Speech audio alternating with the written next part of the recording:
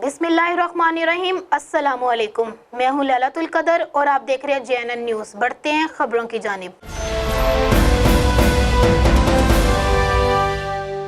Coat अद्दू में बदबख्त बेटे का माँ बाप पर तशद्दुद से बाप की पसलियाँ टूट गई। अला हुकाम से कार्रवाई का मुतालबा। मज़ीद तफसीलात जानते हैं राना मोहम्मद सदीक से।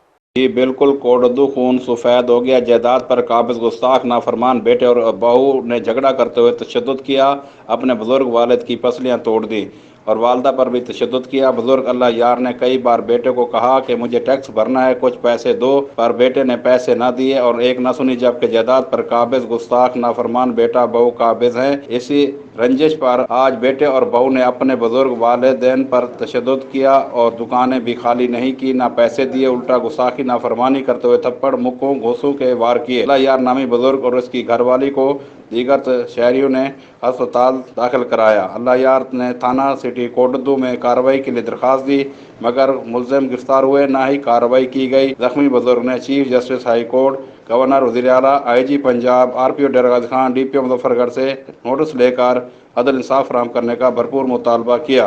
Report Rana Mohammad Siddique, JNN news, Kot Addu. बहुत शुक्रिया राना मोहम्मद सदीक। तफसीलात से आगाह करने के लिए मज़ीद खबरों के लिए देखते रहिए JNN news. You watching JNN News Network. For more news, subscribe our channel, press the bell icon, and don't forget the comments. Thank you.